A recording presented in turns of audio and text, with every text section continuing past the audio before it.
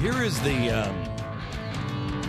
and I haven't had a chance to write everything out. I just wrote it up on the chalkboard here, and I'd like to add some more things. My theory is this whole thing is coming apart at the seams. That this thing is at its end.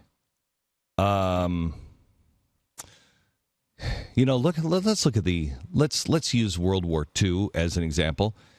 What year did FDR was he voted in? Was it 33 or 31 or 33?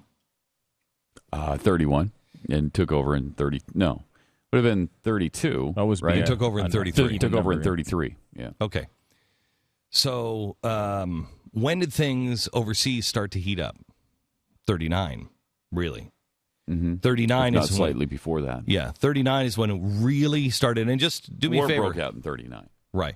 Do me a favor. Just look at the years here. He got into 33. Compare that to 2008. He's elected for a second term. After he's elected for a second term, FDR, things start to fall apart on him. This is when the court overturns his strengthening of the unions. It's when the courts start to go against him, and the people start to say, "Hey, wait a minute, this isn't working." This is when his own administration starts to turn on him. This is when his Secretary of Treasury comes out and says, "We've tried this; it doesn't work." That was in 37 or 38, I believe. Then global war starts to break out.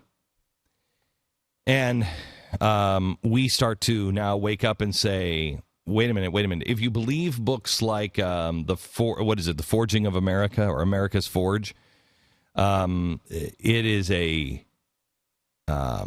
shows there that finally Winston Churchill wakes FDR up in about 1940. Now, I don't think that FDR hated America by any stretch of the imagination. I just think he was misguided, and he thought that it was time for a new era of things, a progressive era. I do believe this president does not like us too much. He's not a fan of the United States of America. He's not a fan of the Constitution. He's not a fan of the founders. He thinks that he can make it better. And in his arrogance, he and his buddies all in the universities all over will do exactly that. Well, just like with FDR, I think things are falling apart. And if you look at, for instance, the economy, when the American people, if anyone ever tells them this, and there's going to come a time where everybody's going to know this, 75% of all jobs that have been created in the last year are part-time. 75% of all jobs. Now, if you want to look at this, Stu, give me the historic look at this, from the Wonderful World of Stu, with the 0% and 4%. Yeah, I mean, you look back at year after year after year. The typical way this happens is the part-time jobs and full-time jobs are about equal. They're the ratio between them is right around even. And this year the ratio is more like 4-1 part-time jobs to full-time jobs. That's out of nowhere. That's not something that happens often at all, and it's obvious what's going on. It's because of this president's health care program and the fact that people are trying to avoid these huge expenditures where they're being forced into offering people who are at the beginning of their careers and are young these hefty sums of money for health care that normally they wouldn't have had to have given them. So it takes a while to fundamentally transform a nation. And remember, the last time this was tried was with FDR. And the American people are willing to try new things because they're like, I don't understand why it doesn't work. This time, however, I believe things are different. This time, we have exposed the progressives for what they really are and didn't let them get away with it in the cover of darkness.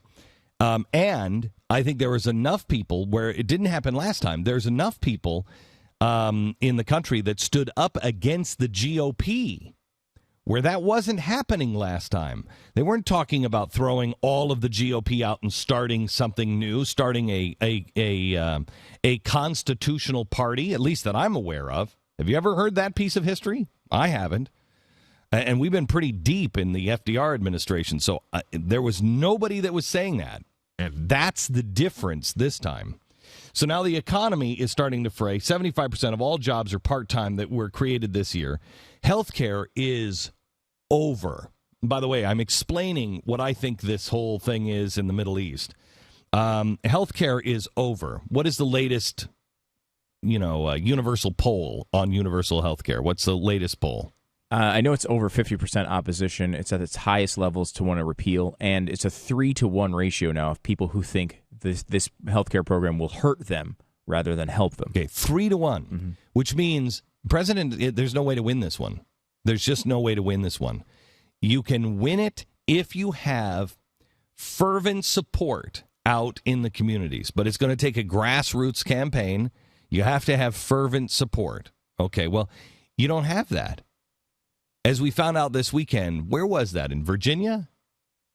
Where they had I've got it here in my paperwork someplace. We'll explain it later. But someplace out back east, they had the Organizing for America people put together this big, huge push for universal health care. And they said, we're all going to work the phones and everybody come down. Well, nobody showed up. One supporter showed up.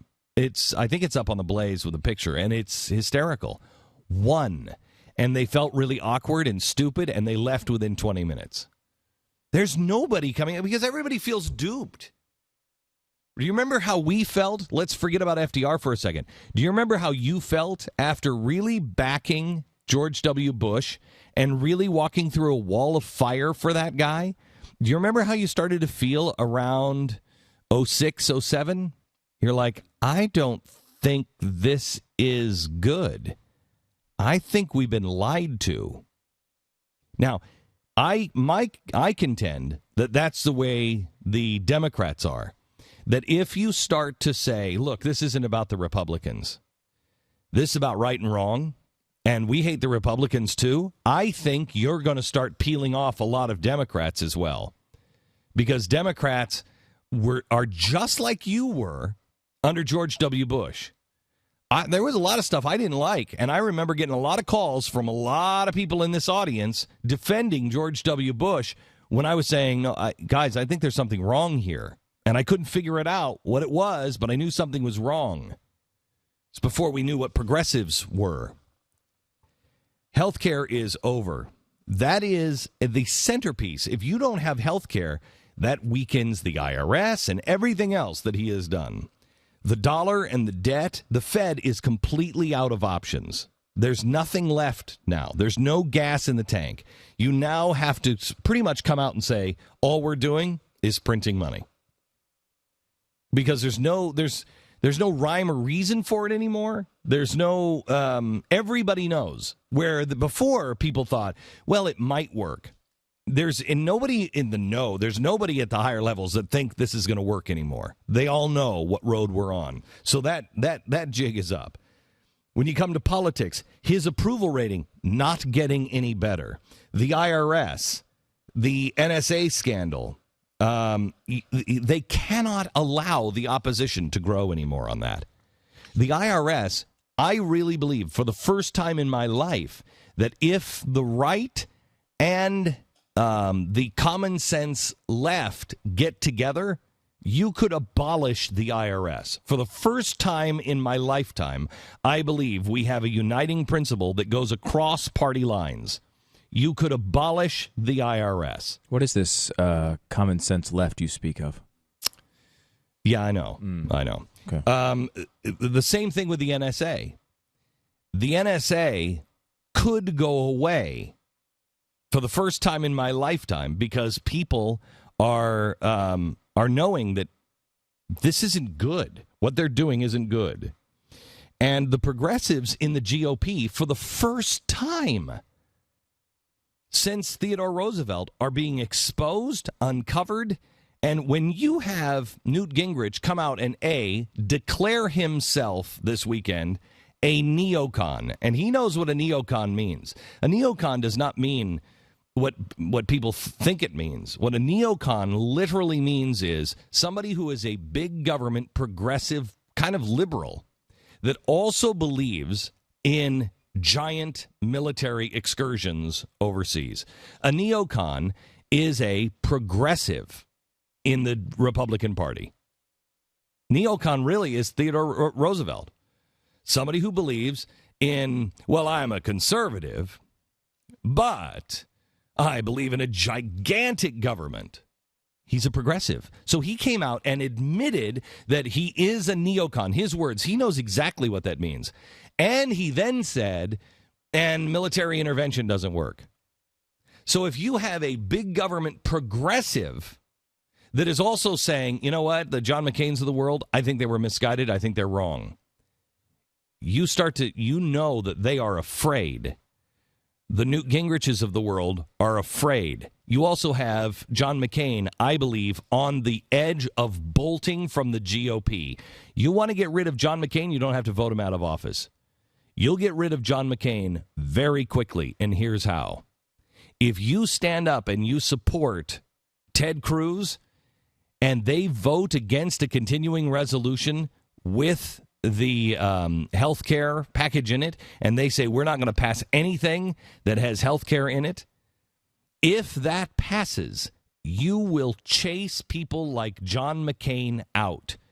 You're within 30 days, 45 days, of actually chasing that guy out of office.